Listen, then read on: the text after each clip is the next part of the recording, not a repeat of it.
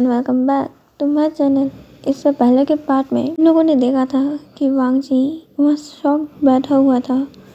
उसको कुछ समझ नहीं आ रहा था वो क्या करे क्या नहीं। गुस्से से उसकी आंखें पूरी लाल हो चुकी थी और यहाँ शो यांग और शॉ शिचन भी उस रूम को छोड़ के अब जा चुके थे। वांग जी वहीं बैठा रहता है उस रूम के अंदर। हमें म्याओ म्याओ और वैंचाओ की इंटीमेट वॉइस आ रही थी। वो लोग इंटीमेट हो रहे थे। वो सारी आवाज़ें वांग जी सुन रहा था। यहाँ पे वांग जी अब और नहीं सुन पाता। यहाँ पे वांग जी ने गुस्से में उस पूरे होटल रूम की तबाही कर दी थी। सारी चीज़ें इधर से उधर बिखरी पड़ी थी। कांच की चीज़ें पूरी टूट गई थी। वांग जी अब उसे रूम से निकलता है और बार में बैठ के यहाँ पे काउंटर पे ढेर सारी ड्रिंक करने लगता है। वांग जी बहुत ड्रिंक करता है। यहाँ पे उसकी हैंडसमनेस को देख के कुछ ओमेगा उसके पास ज़रूर आती हैं, पर वांग जी उन्हें रिजेक्ट कर देता है। गुस्से में एक प्लेयर देख के ही सब दूर भग जाती हैं। शो यांग और शॉ शिचन भी उसे कुछ नहीं कहते हैं। यहाँ पे वांग जी ड्रंक करने के बाद अपनी कार निकालता है और कार भगाते हुए अपने मिशन पहुँचता है। यहाँ पे वांग जी को ड्रिंक करने की आदत थी। बिजनेस मीटिंग्स के कारण उन्हें यहाँ पे कंपनीज में ड्रिंक करना ही पड़ता था। तो वांग जी की टॉलरेंस अच्छी है। यहाँ पे घर पहुँचने के बाद वांग जी वहीं को चिल्ला चिल्ला के बुला रहा था। उतने में कई सारी मेड्स आ जाती हैं और एक ओल्ड मेड आके कहती है, सर यहाँ पे यंग मास्टर नहीं है। उन्हें तो यहाँ से गए हुए कितना टाइम हो गया और वो तो आपको डिवोर्स दे के कब कैसे जा चुके हैं। वांग जी कहता नहीं, वो कहीं नहीं जा सकता, वो यही होगा, मेरा इंतज़ार कर रहा होगा। वो ऐसा ही करता है।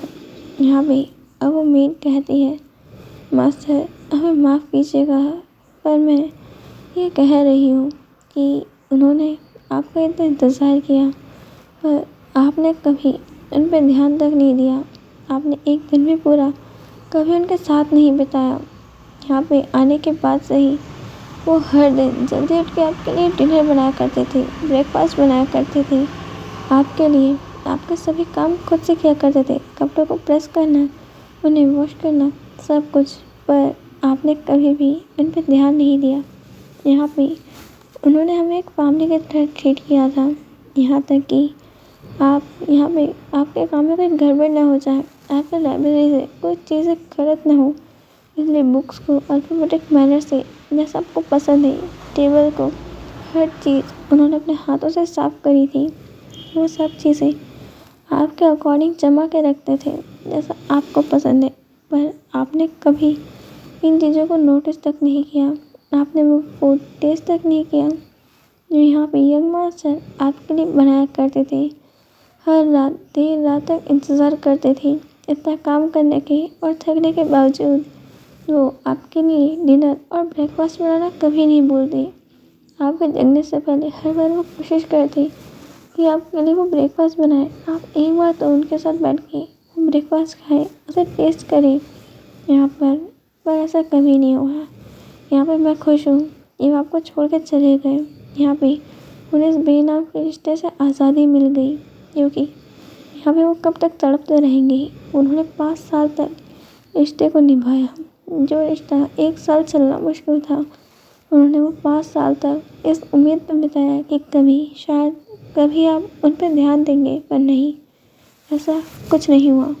वांग जी यहाँ पर ये सब कुछ सुन रहा था और वो ग्रैनी कहती है, वही मुझे ग्रैंडमा कहा करता था, वो हमें अपनी फैमिली कहता था। वो बच्चा सच में बहुत अच्छा था और बहुत काइंड हार्टेड था। मैं सच में चाहती हूँ कि उसे आपसे भी लाख गुना बेहतर लाइफ पार्टनर मिले जिससे बहुत प्यार करे। उसने जो चीज़ें फेस करी हैं, अब वो अपनी लाइफ में और कभी उनको कभी ना देखे। यहाँ पे वांग जी को बहुत बुरा लगता है। वो वहाँ से अपने रूम में चला जाता है और ग्रैंडमा और बाकी सर्वेंट भी वहाँ से चले जाते हैं।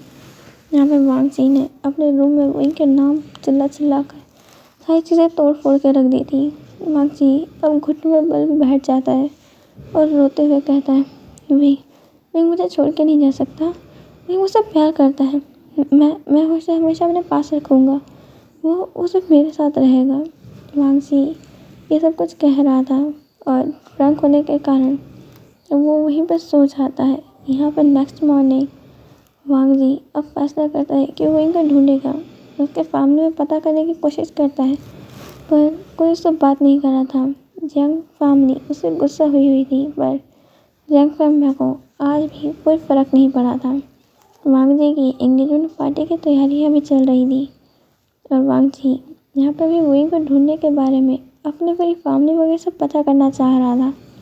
यहाँ पे इधर कुछ पता नहीं चल रहा था, और आज वांग जी का एंगेजमेंट पार्टी है। वांग जी ने जो इतने दिनों तक म्यांमार को झेल रहा था, उसने बिल्कुल उसे पता नहीं चलने दिया कि उसे सब कुछ पता चल चुका है कि उसने और वैंचाओ ने क्या किया है। म्यांमार को वहाँ पर लेकर आता है और कहता है, तुम बहुत सुंदर लग रही हो, तुम्हारी सुंदरता पता नहीं कब तक मैं देख पाऊँगा। म्यांमार कहती है, क्या मतलब तुम्हारा? यहाँ पे वांग जी कहता है कि मेरी आँखें पता नहीं कब तक तुम्हारी ब्यूटी को झेल पाएगी। मैं कहती है, ओह अच्छा, मैं भी पता नहीं क्या क्या सोचने लगती हूँ। उसे ये अजीब लगता है कि वांग जी इस तरीके से कभी उसकी तारीफ़ नहीं करता यहाँ पे। पर म्यांमार सोचती है, खैर छोड़ो, वैसे मुझे लगता है ये इंसान प्यार में पागल हो चुका है। यहाँ पे म्यांमार उसमें ध्यान नहीं देती और वो पार्टी में वैंचाओ को ढूंढने लगती है। वांग जी कहता है, कुछ ढूंढ रही हो? मैं कहती, नहीं नहीं, मैं तो बस देख रही हूँ कि डेकोरेशन कैसी हुई है। वांग जी कहता है, तुम्हें पसंद आएगी, और गिफ्ट भी।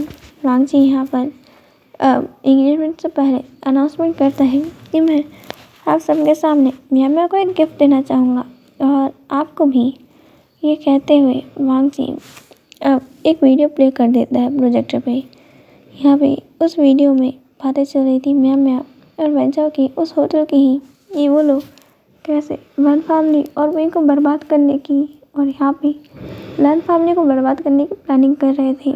और उसके बाद उनका इंटीमेट वीडियो ये देख के म्यांमार उस प्रोजेक्टर के ऊपर वाइन की एक बॉटल फेंक देती है, और जल्दी से वो प्रोजेक्टर गिरा देती है, वो बंद कर देती है, और चिल्लाते हुए कहती है, ये तुम क्या कर रहे हो?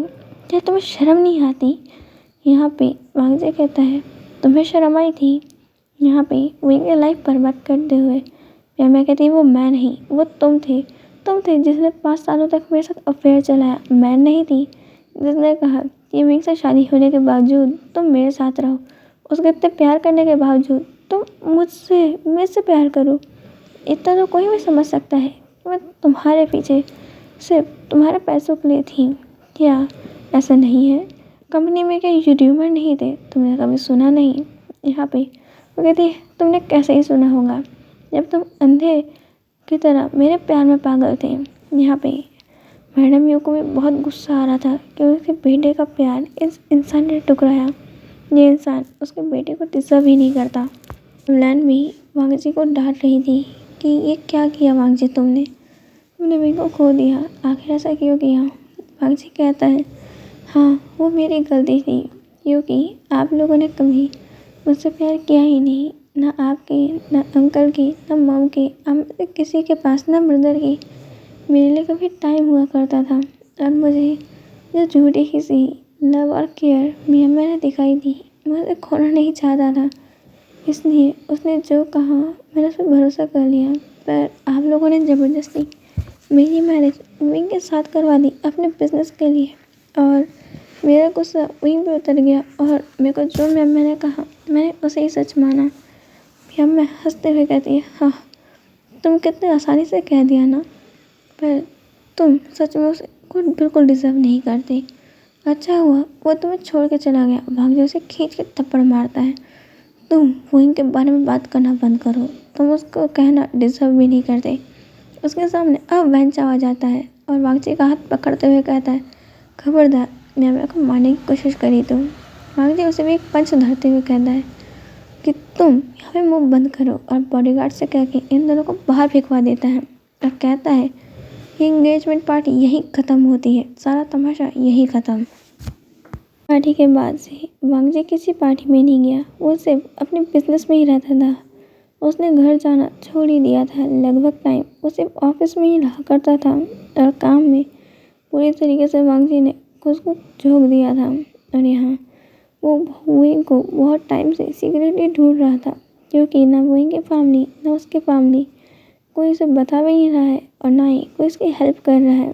वांग जी अब सीक्रेटली विंग को ढूंढ रहा है, पर कोई सोर्स उसे 3 सालों से रोक रहा है विंग को ढूंढने से। यहाँ पे विंग को और वांग जी को बिछड़े 3 साल हो गए। इन 3 सालों में विंग कहाँ है और क्या कर रहा है, वांग जी कुछ नहीं जानता। रात दिन वांग जी सिर्फ विंग के बारे में सोचा करता है। वांग जी को अब समझ आ रहा है कि अगर हम किसी से प्यार करें और वो हमें अटेंशन ना दे, हमारी तरफ देखे तक नहीं, हमें कैसा फील होता है। वांग जी तो विंग की एक खबर और एक बार उसे देखने के लिए इतना तड़प उठा है। विंग ने उसके लिए ये 5 साल कैसे बिताए होंगे, वांग जी ये सोच भी नहीं सकता। और दूसरी तरफ विंग जो लंदन के अंदर अब यहाँ पे अपना बिजनेस स्टार्ट कर चुका था, उसके साथ साथ वो अपना ड्रीम यानी कि पेंटिंग को भी स्टार्ट कर चुका था। विंग ने अपने बिजनेस को धीरे धीरे करके बहुत अच्छे मुकाम पर पहुंचा चुका था। अब वो यहाँ पे लंदन का सबसे बड़ा टॉप फर्स्ट बिजनेसमैन में आता है। यहाँ पे विंग की कंपनी को सब लोग ईलिंग के इंडस्ट्री से जानते हैं और यहाँ पर विंग ईलिंग पेट्रा के नाम से ही अपनी पेंटिंग्स को सेल करता है। जो ईलिंग पेट्रा के नाम से विंग पूरे दुनिया में मशहूर है और उसकी पेंटिंग सच में बहुत एंटीक है और कुछ अलग ही दास्तां कहती हैं, जिनको देखकर कोई अपनी आंखें हटा ही नहीं सकता। आखिर कोई चीज़ इतनी खूबसूरत और भारी कैसे हो सकती है जो ऐसा लगता है तुमसे बातें कर रही हो। उनमें से एक पेंटिंग विंग की बनाई हुई वांग जी के पास भी है। वांग जी नहीं जानता, पर वो इस पेंटिंग को देखकर काफ़ी सुकून महसूस करता है। अब वापस विंग की तरफ से शिफ्ट होता है। यहाँ पे विंग का सेक्रेटरी यानी कि वेंशु अब अंदर आता है और कहता है विंग यहाँ पे अब हमें चलना चाहिए। विंग अपने बड़े से मेंशन के अंदर था और उसके अंदर से ही लैपटॉप पे कुछ काम कर रहा था। विंग कहता है ठीक है, क्या तुमने सब तैयारी कर ली है। वेंशु और उसे कुछ इनविटेशन दिखाते हुए कहता है हाँ, पर अब इनका क्या करें। उनमें से एक इनविटेशन निकाल के विंग कहता है ये क्या है। वैशु कहता है ये यहाँ पे हमें जाना ही होगा। विंग कहता मैं नहीं जाना चाहता। वैशु कहता है ये इम्पोर्टेंट है, तुम जानते हो ना, अगर इम्पोर्टेंट नहीं होता मैं नहीं कहता। विंग उस इनविटेशन को खोल के पढ़ने लगता है। ये यहाँ पे सारी टॉप बिजनेस कंपनीज आएगी और ये इवेंट 2 साल में एक बार होता है और यहाँ पे सारी कंपनीज को अवार्ड्स दिए जाएंगे और यहाँ विंग को खास कर इनवाइट किया गया है क्योंकि वो पहला ओमेगा बिजनेसमैन है जो टॉप फर्स्ट में सबसे ऊपर पोजीशन में है और आज तक उसे कोई नहीं हटा पाया। 3 साल हो गए और अभी भी विंग उस पोजीशन में बरकरार है। यहाँ पे विंग कहता है अच्छा, ऐसा लगता है अब ईलिंग पेट्रा सामने आने का अब वक्त आ चुका है, सबको दिखाने का अब वक्त आ चुका है कि एक ओमेगा क्या कर सकता है और वो किसी अल्फा का मोहताज नहीं होता। आज के लिए इतना ही, हम मिलेंगे नेक्स्ट पार्ट में। बाय।